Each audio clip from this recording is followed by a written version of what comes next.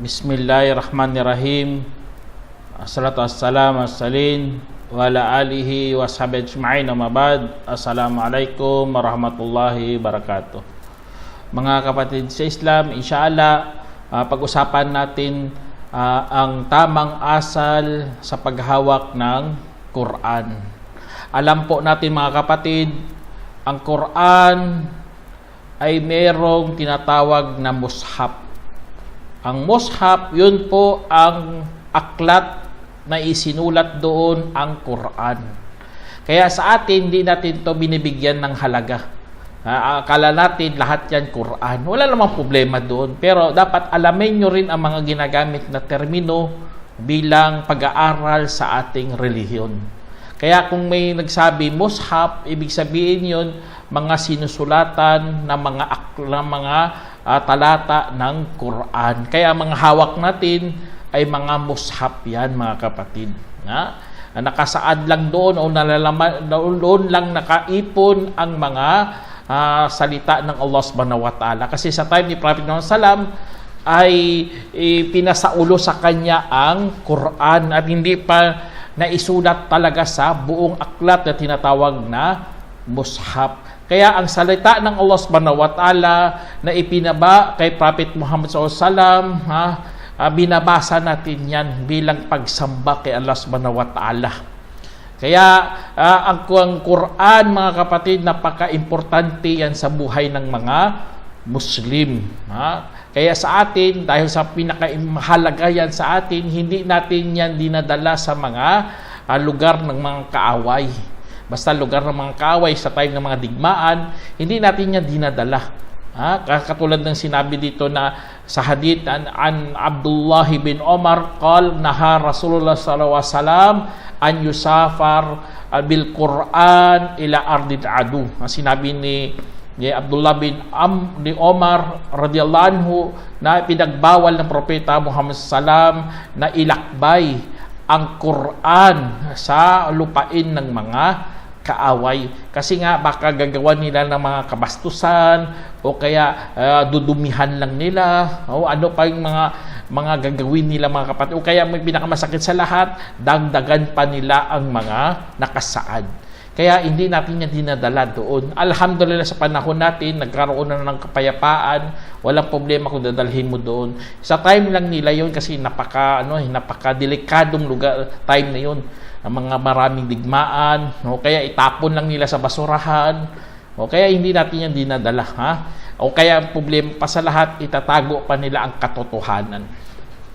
Kaya alhamdulillah sa pangangalaga ng Allah subhanahu wa ta'ala sa Quran, ay binigyan niya talaga ng proteksyon. Katulad ng sinabi ng Allah, inna nahnu nazzalna dhikra wa inna lahu lahafidhun. Na sinabi ng Allah, katotohanan kami ang nagpababa ng paalala o ang Quran, at sa katotohanan kami rin ang mga tagapag-ingat para rito. Kaya iingatan talaga ng Allah subhanahu wa ta'ala ang Quran hanggang sa pagdating ng araw ng pagbukom.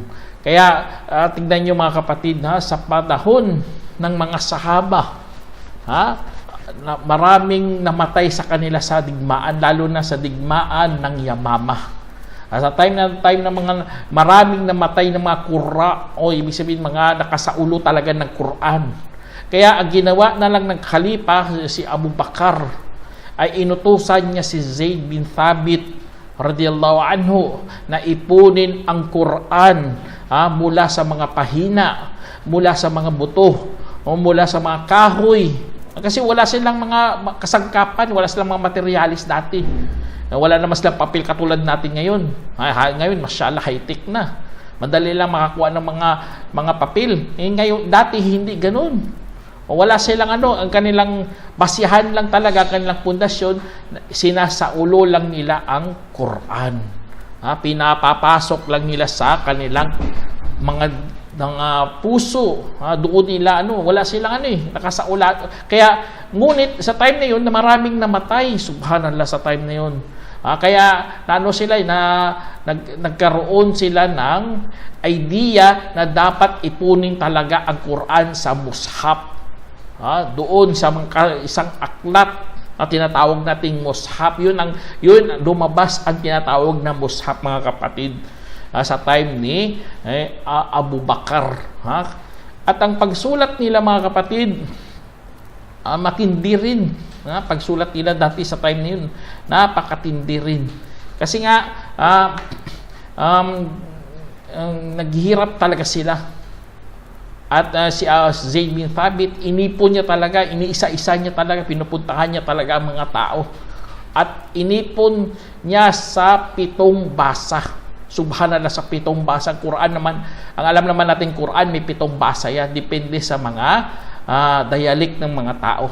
Kaya sa time na yon, dumami mga Muslim at mga ibang sahaba na kasaulo, nagturo doon sa ibang lugar. Ang kanilang tinuturo, syempre, nakikita nila marami nag-Muslim, mga baguhan lang, tinuturuan lang nila kung ano ang kaya nila. At tinuturo nga nilang isang basa lang. Kaya sa time na mga lumawak ang mga Muslim, paiba-iba ang mga kapamaraanan ng mga pagbabasa, doon na nagkakaroon na ng salungatan. Kasi nga, hindi nila alam kung ano ang 7 basa.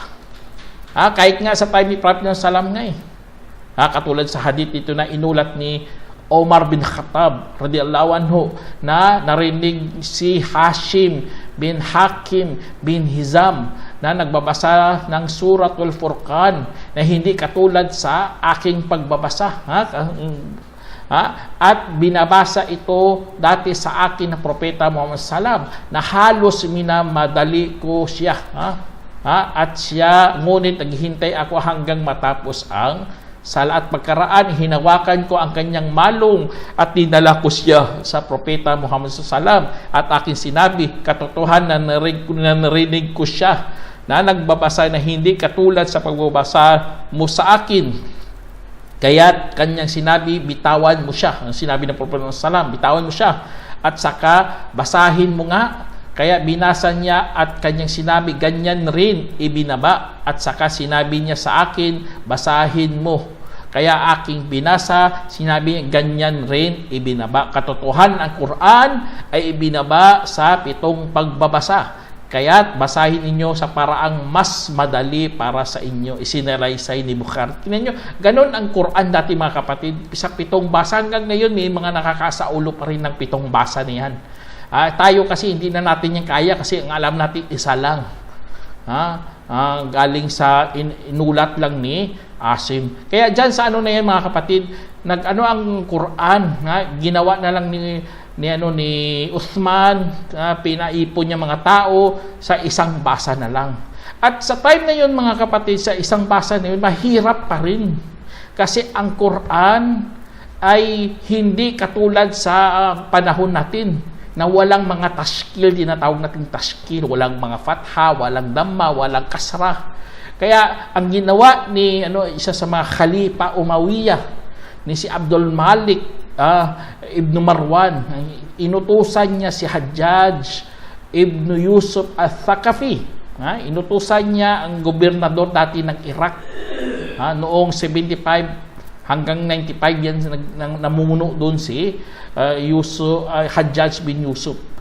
Inutusan niya na pumili ng isang tao na siya ang mamahala sa ganitong gawain. Lalagyan nila ng mga palatandaan para babasa, para maging madali sa pagbabasa. Kaya inutusan ni Hajjaj, mga kapatid, si Nasir bin Asim al-Laythi at si Yahya ibn Ya'mar al-Adwani. Kaya dahil doon, nabuo, mga kapatid, ang sistema ng tuldok at mga marka sa mga litra. Subhanallah, tingnan nyo mga tuldok at mga marka sa litra. Kasi kahit ba, ta, fa, wala mga tuldok yan. Dati sa pagsusulat, wala. Diretso-diretso lang. Kaya inutusan nyo ito, ta, lagyan 2 tuldok. Ang fa, lagyan ng 3 tuldok.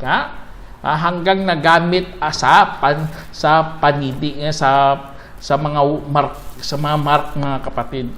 Kalaunan, lumitaw din dahil sa kanilang pagsusumikap mga kapatid. Na inutusan na naman si Khalil ibn Ahmad al-Farahidi noong 175 Hijri ito mga kapatid. Inutusan niyan maglagay naman sa mga patinig. Lagyan niya ng marka. Yun lumabas ang patha, kasra at sukun, syadda, mad at hamza. Yun ay dahil doon sa pagsusumikap pala to ni Khalil. Subhanallah. Kaya dahil doon mga kapatid, nalaman natin ang paghihirap ng mga nauna. Kaya pahalagahan din natin mga kapatid kanilang paghihirap, kanilang pagsusumikap para mabuo lang yan ang mushaf sa ganitong mga pamaraan nila. Kaya dapat alamin natin ang tamang asal talaga sa paghahawak ng Quran.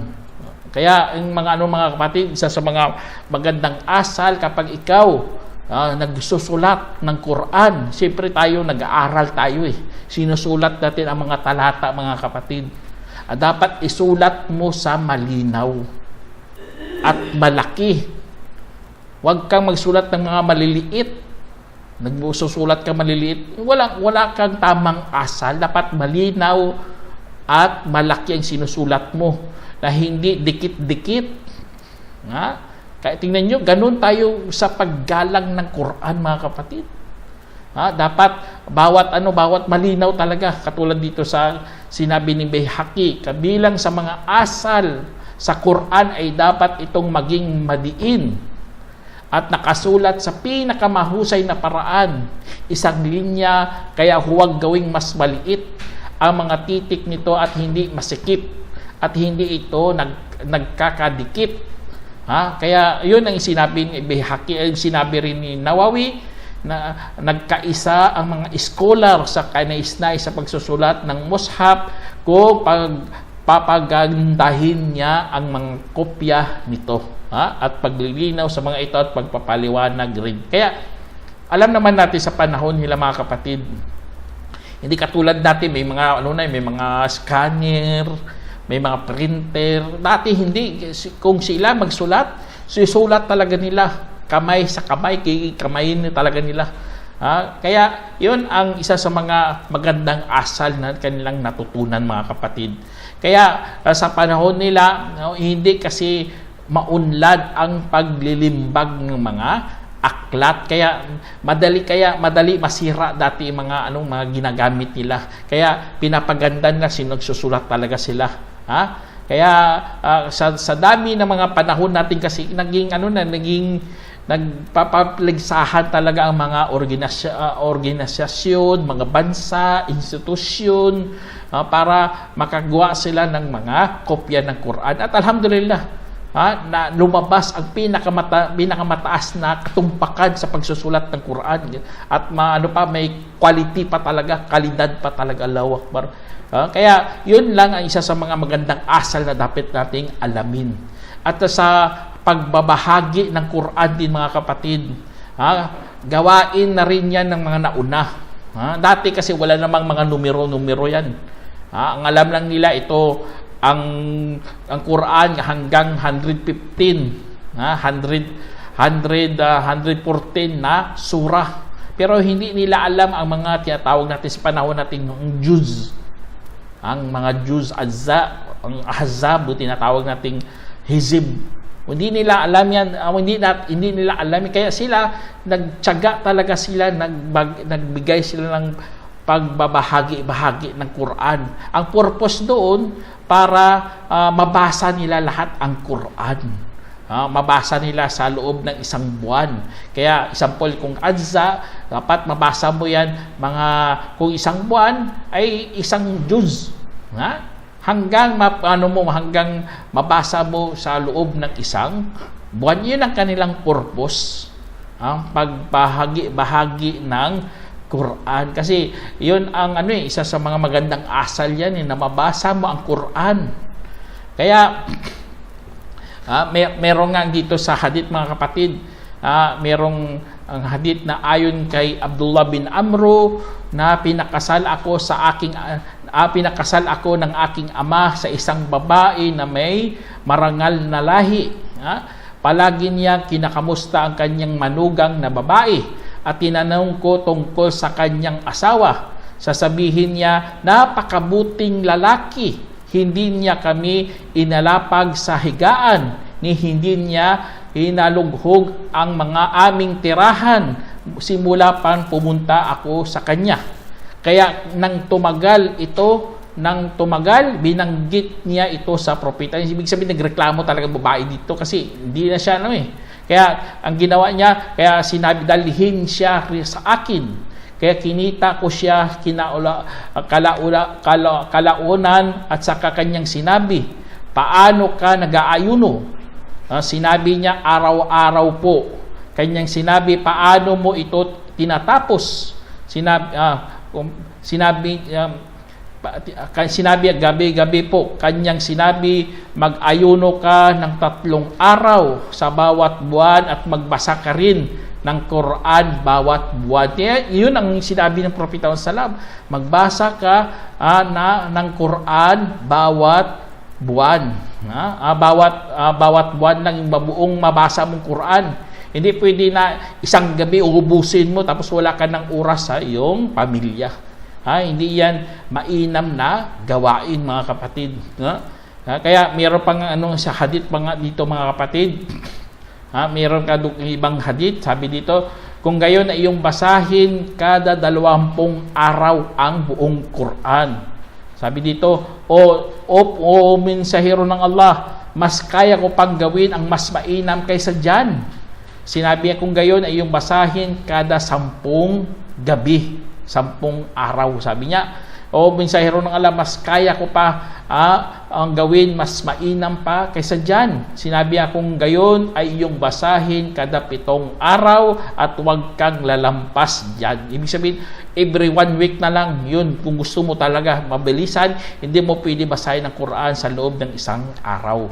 Ang purpose doon, para magkaroon ka ng oras sa ibang gawain. Example, sa iyong pamilya, sa iyong anak, o sa iyong trabaho.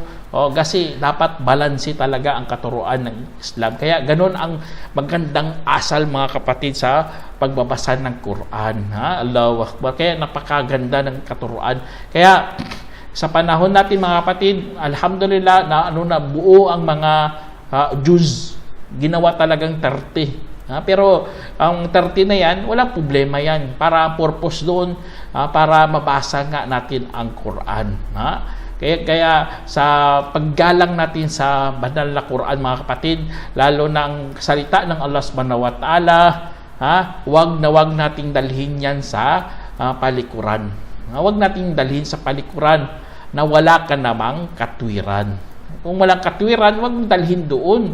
Kung iisipin mo baka mawala, baka nakawin, wala problema, dalhin mo doon. Kasi nga, paggalang natin yan sa aklat ng Allah, salita ng Allah, dapat protektahan mo talaga yan sa karumihan at sa mga basura. Kaya may mga nagsasabi makruh o kasuklam-suklam. Kaya yun, pero karamihan talaga sa mga ulama, mga kapatid, sinasabi talaga nila haram kasi nga hindi mo inaalagaan ang salita ng Allah Subhanahu wa Ta'ala. Kaya yun, isa sa mga dapat nating bigyan din ng diin. Tapos ang pagsandal sa Quran, mga kapatid, o gagawin mong unan o kaya pag-apak, hindi talaga yung kalugod-lugod kay Allah Subhanahu wa Ta'ala. Kasi wala kang galang bakit mo gagawin unan ang Quran? O kaya isandalan mo? O kaya apakan mo? Sinabi nga ni Qurtubi, kabilang sa mga kagandahang asal sa Quran ay dapat ilagay ito sa kanyang harapan kung binabasa niya ito at huwag itong ilalagay sa lupa. Tingnan nyo, huwag ilalagay sa lupa. Kapag sa mga tao nagsasaulo ng Quran tapos nilalapag lang nila sa sahig, hindi po yan magandang asal. Kasi nga yan ang ano natin sa Islam, pag ano natin. Kaya tapos mga kapatid, huwag kang huwag kang magsulat sa Quran. ang mga komento mo, ano pa dyan, hindi yan sulatan ng mga komento. Ang iba kasi, nagano sila dyan, naglalagay sila ng mga guhit, tapos lalagyan pa nila ng komento. Hindi yan gawain ng mga Muslim, mga kapatid, na mayroong tamang asal sa banal na kasulatan. Kasi nga tayo, nandyan na yan, salita ng alayan, tapos guguhitan mo pa. Hindi natin gawain. Kumuha ka ng ibang aklat, gumawa ka ng ang notebook mo kung gusto mo maglagay ng mga comment mo. Kaya yun, isa sa mga ano. Tapos ito pa mga kapatid, sa mga ano pa, mag-ingat din kayo sa pagpapaliit ng Quran. Ano ibig sabihin niya? Bibili ka ng Quran, napakaliit. Paano mo yun mababasa? Kung gagawin mo, yun ang yung binili. Anong gagawin? Gagawin mo lang agimat yan? Hindi po yan magandang mga kapatid. Kaya sa atin, inutusan nga tayo na magsulat ng malaking mga letra. Tapos sa'yo, ang Quran mo napakaliit. Kailangan pa ng linti. Sabihin ng iba, para madaling hawakan, madaling i-travel, isama. Hindi po yan dahilan mga kapatid, kasi ang mata mo, mahirap magbasa ng mga maliliit.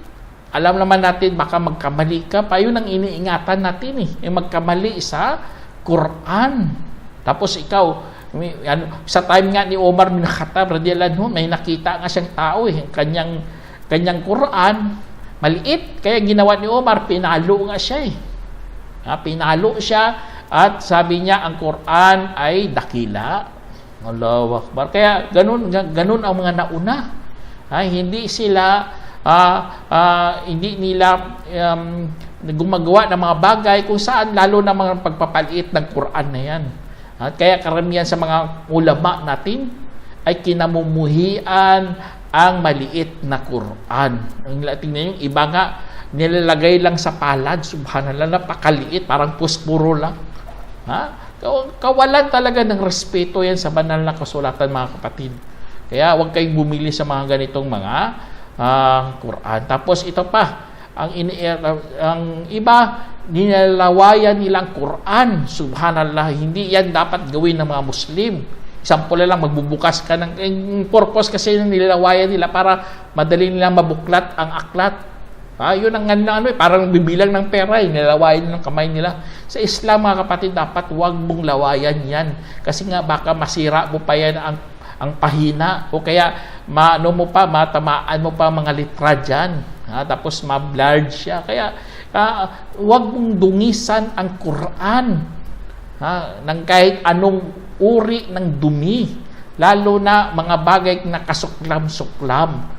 Kaya dahil doon, mga kapatid, sinama ng mga ulama, mga kapatid, ang paglalaway sa daliri, tapos iano doon sa pangbuklat mo doon sa pahina ng Quran. Kaya sinali rin to nila sa kawalan ng galang sa Quran. Salungat yan sa tamang pag-iisip. Ilalawayan ng Quran, subhanallah. Anong klaseng pag-iisip yan? Kaya sinabi nga dito ni Ibn Arabi al-Maliki, nasanayan ng karamihan mula sa mga tao, kapag gusto nilang magbasa ay duduraan muna ang mga pahina ng Quran. Ibig sabihin, lalawayan nila. O kaya aklat ng kaalaman. Tingnan nyo, kahit mga aklat ng kaalaman, example, mga fake, mga tafsir, hadith, para mas madali itong buklatin. Ito ay isang kasuklam-suklam at pangit na gawain na dapat iwanan ng isang Muslim bilang kasali sa pangrelihiyon. Allah, nabanggit sa aklat na Arida al-Ahwadi. Kaya yan, isa sa mga dapat nating isipin, mga kapatid. Dapat marunong tayo dyan. Tapos ito pa, mga kapatid, ano ang dapat gawin natin? Dapat malinis ba tayo humawak ng Quran? Karamihan sa mga ulama talaga, mga kapatid, bawal hawakan ng muhdith. Ibig sabihin ng muhdith, wala sa wudu. O kaya junub siya, o kaya nag-witrim sa kagabi, o kaya hinawakan niyang kanyang asawa, o ano pa dyan na lumabas ang inyong mga similya, tawag dyan muhdith, o sa hadath ka. Kaya bawal na bawal yan, mga kapatid. na hawakan mo ang Quran bilang paggalang talaga. Katulad ng sinabi ng Allah subhanahu wa ta'ala, innahu laqur'anun karim fi kitabim maknun la yamassuhu illal mutahharun tanzilum min rabbil alamin. Sinabi ng Allah subhanahu wa ta'ala, katotohanan ito ay talagang isang marangal na Quran na nasa iniingatang kasulatan, walang sumasaling roon maliban sa mga malilinis, ibinaba mula sa Panginoon ng sanlibutan. Kaya yun ang Quran, mga kapatid, walang humahawak rito, sabi ng Allah, maliban sa mga malilinis. Kaya sabi ng iba, walang problema kapag hawakan kahit muhdith, kasi tinutukoy din sa Quran ay mga anghel. Pero sa atin mga Muslim, ay dapat dapat mayroon kang magandang asal, dapat respeto mong Quran. Dapat kung hawak ka, dapat malinis ka. Hindi mo alam anong mo. Kasi alam naman natin, spiritual, pati ang iyong katawan, dapat malinis ang iyong katawan para sa paghawak ng Quran. Katulad ng paliwanag ni Sheikhul Islam, mga kapatid.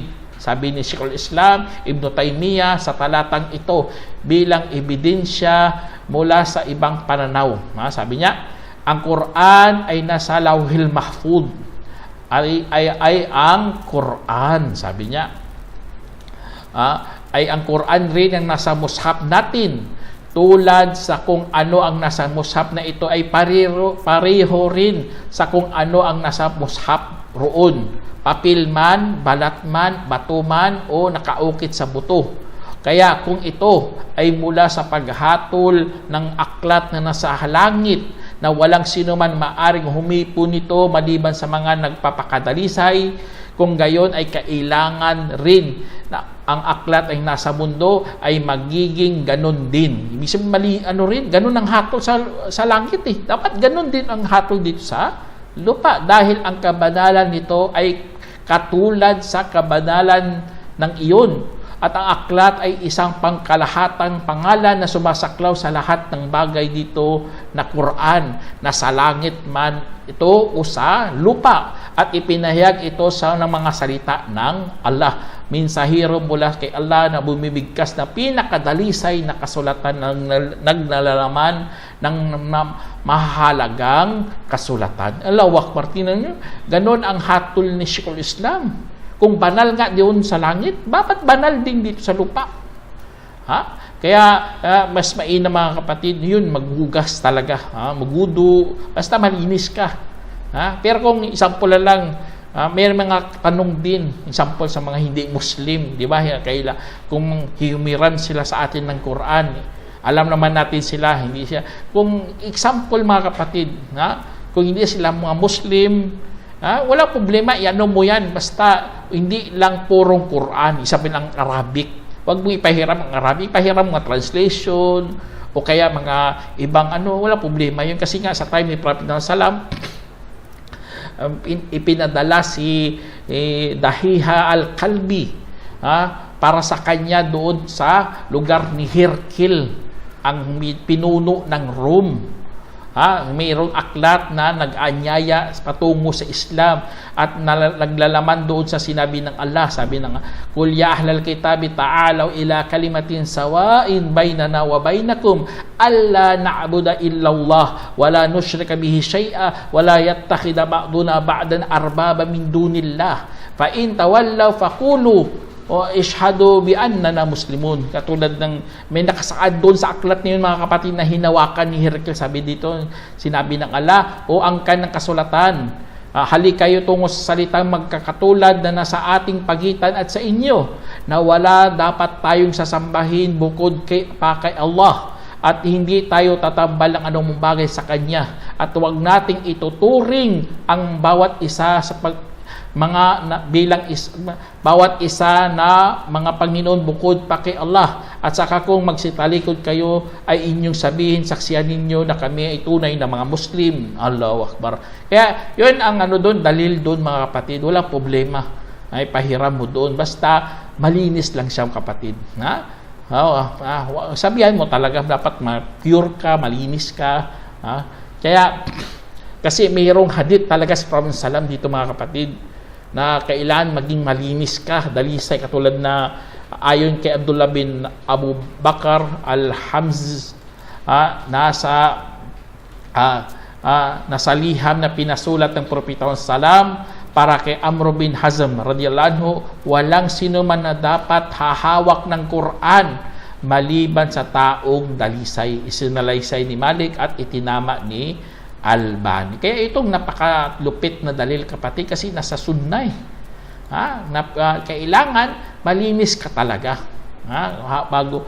Kaya sa mga bata, mga kapatid, kapag sila nag-aaral ng Quran, alam naman natin mga bata, hindi pa yan sila sa tinatawag na taklif. Ibig sabihin, hindi pa sila mananagot. Walang problema, hawak sila doon. Kasi kailangan natin sila turuan, kailangan nila malaman ang banal na Quran, kailangan nila, dapat marunong na rin sila sa pagtuturo, o ibig sabihin sa pag-aalaga ng ating aklat. Kaya, inshallah, basta ganun mga kapatid, para paggalang natin sa banal na Quran.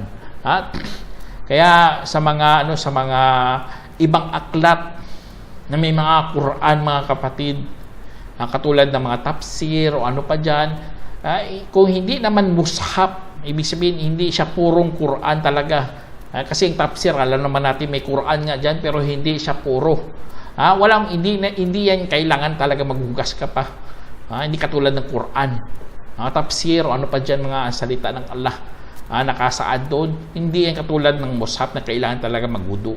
Pero sa sa magandang asal lang, kailangan gano'n ka doon, magpakita ka talaga na ikaw ay malinis. Kaya ang tafsir, mga kapatid, hindi yan itinuturing nating mushaf.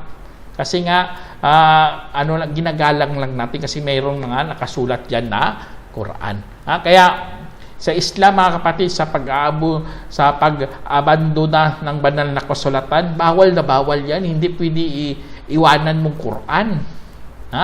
Kasi sa atin, tinuturuan niya tayo magbasa. Kailangan isaulo mo yan. Para malugod si Allah subhanahu wa ta'ala, tapos iiwanan mo lang Quran. Hindi natin yan iiwanan lang yan sa kabinet. Dapat kunin mo, magbasa ka. Kaya may hadith nga dito sa Prophet salam, sabi dito na inulat ni Abdullah na sinabi ng Propeta salam, napakasama para sa isa sa kanina nagsasabi, nakalimutan ko ang ganito at ganong talata, bagkus kinalimutan niya. Tingnan nyo, kinalimutan niya, hindi lang nakalimot. Kaya't alalahanin ninyo ang Quran, sapagkat ito ay mas madali pang mawala sa puso ng mga tao kaysa sa mga kamilyo. Subhanallah. Tingnan nyo, ang mga kamilyo kasi kapag talian mo yan, tatakas talaga yan. Ganon na ganon din ang Quran sa mga dibdib ng mga Muslim. Kailangan nasa ano yan. Tapos mga kapatid, ito pa mga kapatid, sabi dito, sa pagbabasa ng Quran, mga kapatid, inshallah makaka-memorize ka pa. Malalaman mo pa mga tanda, mga marka. Kahit wala mga tuldok-tuldok yan, kapag ikaw lagi nagbabasa, madali mong masaulo ang Quran. Kaya sa Islam, mga kapatid, yun sinasaulo natin yan hanggang umabot sa puso natin. Tapos ito pa ang paghahangad ng mga baraka, mga kapatid. Ang mga tabarruk, tinatawag nating baraka. Kaya nilalagay nila sa bahay, sa opisina o iba pa, mga kapatid, para humingi ng baraka. Huwag mong gawin yan. Ang gawin mo, basahin mo para magkaroon ng baraka o pagpapala. Gahangad ng biyaya sa pamagitan ng Quran, ito po ay ginagawa ng karamihan. Bagkus nilalagay lang nila ang mushaf sa mga kabinet, sa kanilang mga pinapahingaan, opisina o ano pang mga lugar. Kung saan naghahangad lamang sila ng pagpapala na hindi naman nila binabasa. Ito po ay hindi pinapahintulutan, mga kapatid. Bagkus ito ay minsan napupunta sa bid'ah. Kasi nga ang Quran ay binabasa. Hindi lang pang display, hindi lang pang dekorasyon o palamuti. Kaya po, mga kapatid, merong ngang iba dati sinasabit nila sa pader. ang Quran o kaya sinusulat talaga nila sa pader bilang palamuti lamang. Hindi po yan maganda. Kasi nga dapat basahin ang Quran. Kung isulat mo man lang sa pader, dapat ang purpose mo para mabasa ng iba. Yun po ang tamang paghangad ng pagpapala sa Quran. Meron nga dito na ulat na an Abi Umama Umamallahi annahu qal iqra'ul Quran wala tagurannakum al-masahib mu'allaqa fa inna Allaha la yu'adzibu qalban wi'al Quran. An Sufyan al-Thawri annahu kariha an tu'allaqul masahif. Sinabi dito ni Abu Umama radhiyallahu anhu na sinabi, basahin ninyo ang Quran at huwag magpalinlang sa mga nakasabit na kopya ng Quran sapagkat hindi pinaparusahan ng Allah ang isang puso na nakapagsaulo ng Quran. At inulat ni Sufyan al-Thawri na hindi niya nagustuhan ang pagsasabit ng mga kopya ng Quran isinalaysay kay Abu Dawud. Kaya dyan sa mga salaysay ng mga nauna mga kapatid, hindi po yan dekorasyon ang Quran. Dapat sinasabuhay yan. Dapat binabasa yan at inuunawa. Kasi nga may pagpapala ang Allah subhanahu wa ta'ala dyan. Kaya kung sino man ang humahawak ng Quran mga kapatid na iniisip niya talaga merong pagpapala sa pamagitan niya ng pagbabasa. Katulad ng sinabi ng Allah, a'udzu billahi minasyaitonir rajim, kitabun anzalnahu ilayka mubarakun liyadabbaru ayatihi wa yatadhakkara ulul albab.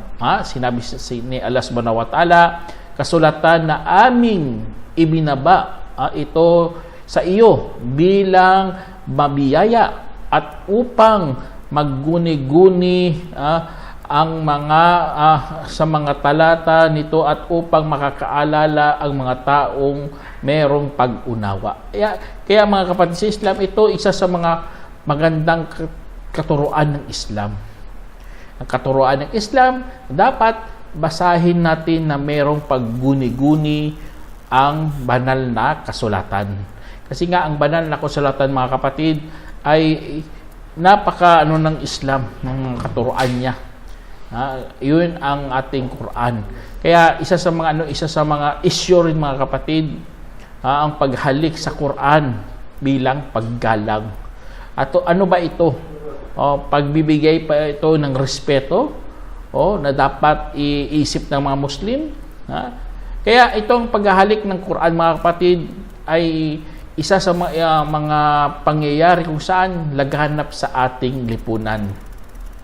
Ito po ay ang sabi nila, ito ay paggalang o kaya pagrerespeto sa katuruan. Pero ang problema, hindi man lang nagawa ng propeta o mga kasamahan ng propeta salam. Kaya dahil sa na ito mga kapatid, kaya nagkakaroon ng mga salungatan. Sabi ng iba, pwede. Sabi ng iba, hindi pwede. Pero mayroon sinabi si Ibn Taymiyyah dito mga kapatid. Sabi dito, ang pagtindig para sa Quran at paghalik dito ay isang bagay na hindi natin alam na naiulat sa mga naunang mga salaf. Itinanong si Imam Ahmad tungkol sa paghalik ng Quran at sinabi niya, wala pa akong naririnig tungkol dyan. Ngunit naiulat sa autoridad ni Ikrimah Ibnu Abu Jahal na binubuksan niya ang Quran at nilalagay ang kanyang mukha dito at sinasabi, salita ng aking Panginoon, salita ng aking Panginoon. Kaya dyan sa yun lang ang naisulat mga kapatid. Alam naman natin si Ikrimah na isa sa mga huling sahaba to. Doon siya nag-Muslim sa time ng ang Fathul Makkah na lang siya sa huling mga panahon na nandoon si Prophet ng Salam. Kaya ganun ang niya kasi siya isa sa mga dati pagano. Kaya ginanya sa sobrang niya talaga sa banal na Quran, paggalang niya, pagrespeto nilagay niya doon sa kanyang ulo. Yun lang ang naiulat mga kapatid. Kaya ang mga ulama natin, nagano talaga sila, nagbibigay sila ng pinakamalapit na opinion kung pwede ba talaga at ang alalang ang higit na nakakaalam. Ang paghalik sa Quran, inshallah, walang problema, halikan mo. Pinapahintulutan yan dahil walang malinaw na tunay na ebidensya na nirekomenda ito.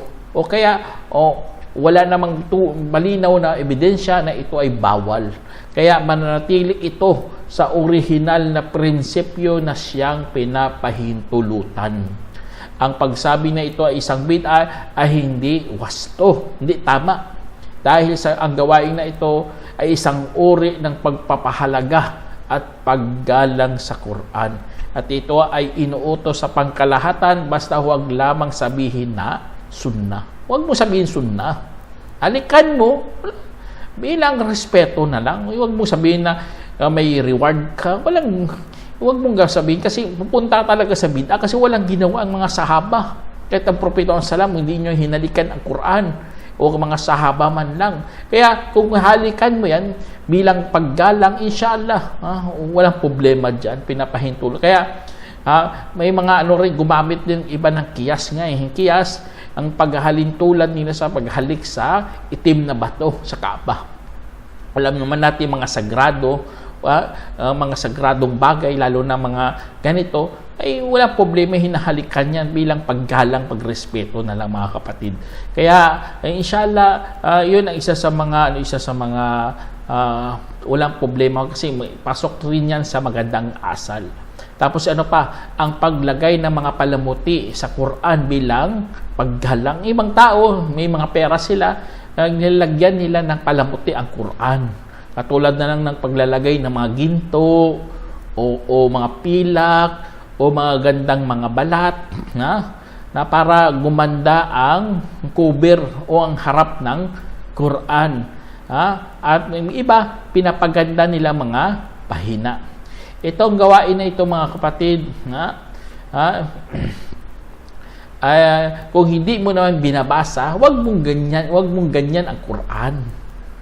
Lagyan mo lang palamuti tapos hindi mo naman lang babasahin. Ilalagay mo lang sa gitna ng cabinet mo.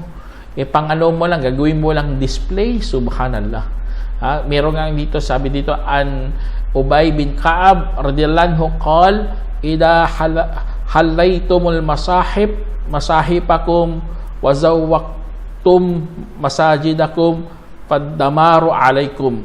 Sinabi ni Ubay bin Ka'ab radhiyallahu anhu, na sinabi niya, kung palamutian ninyo ang ang mushaf at palamutian din ninyo ang inyong mga masjid, magkakaroon kayo ng kasawian. Isinalaysay ni Abu Shaymah at ginawang Hasan ni Albani. Kaya dyan sa sa sinabi ni Ubay, mga kapatid, paparusahan o kasawian, ibig sabihin kapag kayo ay nagiging mapag-aksaya.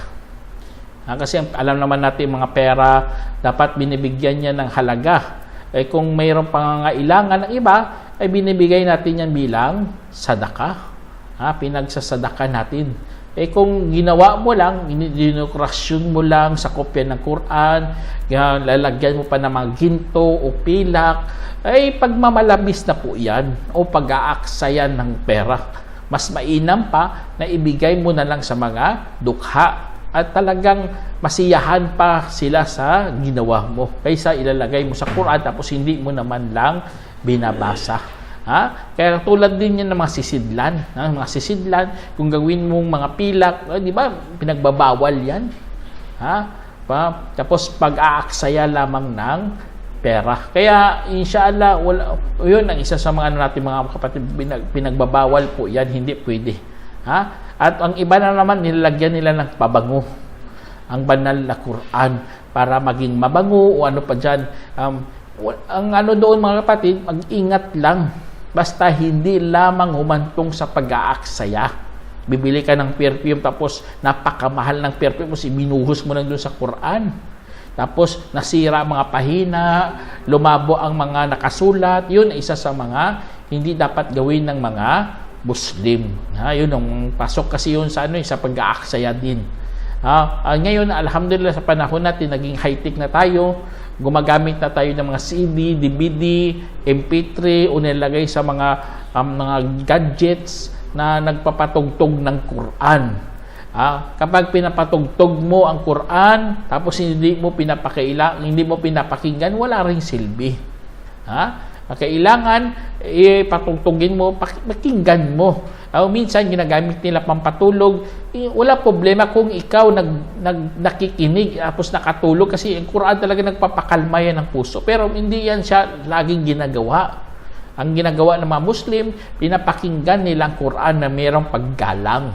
Para kung maging mapanatag ng puso mo, inshallah patayin mo. Huwag mong hayaan hanggang makatulog ka. Kasi nga parang pinapakita mo na wala kang galang sa Quran. Allahu Akbar. Tapos ito pa, ang pagdala ng Quran sa mga palikuran, mga kapatid, bilang paggalang sa mga banal na kasulatan, hindi yan maganda dadalhin mo doon sa CR kung wala ka namang katwiran. Kapag meron kang dahilan, sampulan lang baka nanakawin o kaya mawala, kapag nilagay mo sa labas yun, meron kang katwiran, walang problema. Pero bilang mga may takot kay Allah, huwag tayong magdala doon ng Quran doon. Meron ngang ang isa sa mga ginagamit na mga si Ibn Umar radhiyallahu anhu dumaan sa kay Prophet salam at binati niya ng salam. Hindi nga siya tinugon kasi nga nandoon si Prophet salam umiihi tapos niya. Kaya hindi siya tinugon. Ibig sabihin, meron talagang lugar kung saan hindi pwede magitin ang pangalan ng Allah. Paano ipapasok mo mga banal na kasulatan doon sa palikuran? Kaya yun, isa sa mga bigyan din ng diin, mga kapatid. Tapos ito pang asal natin sa paghawak ng mga sirang kopya ng Quran. Sa atin bilang mga Muslim, hindi natin pwede ilibing ang Quran, ang mga mushaf. Hindi yan maganda o kaya ugasan mo. Kasi nga magiging basura talaga yan. Tapos itatambak mo doon sa budiga. Hindi maganda yan. Sa Islam, dapat sinusunog talaga, mga kapatid. Kapag mayroong mga sirang Quran o kaya lumang ang maganda dyan, sinusunog para hindi maging basura. Kaya yun ang tamang asal natin kapag itatapon na natin ang Quran. Kasi nga, alhamdulillah, sa panahon natin, nagiging high-tech ng mga tao, nagiging magaganda ng mga quality, mga kalidad ng mga aklat. Kung mga aklat mo dati, mga hindi maganda, gusto mo bumili ng bago, yun, ang gawin mo, i-dispose mo yun, pero dapat sunugin mo na lang. Para paggalang natin sa banal na kasulatan. Kaya tulad sa ginawa ni Uthman radhiyallahu anhu na sinunog niya ang Quran kasi inipon niya ang lahat ng mga mushaf at itinira na lang ang isang pagbasa. Kaya ang ginawa niya, isinunog niya po ang iba. Inshallah, sana meron kayong napulutang aral, mga kapatid. Hanggang dito na lang. Assalamualaikum warahmatullahi wabarakatuh. الدعوة للجميع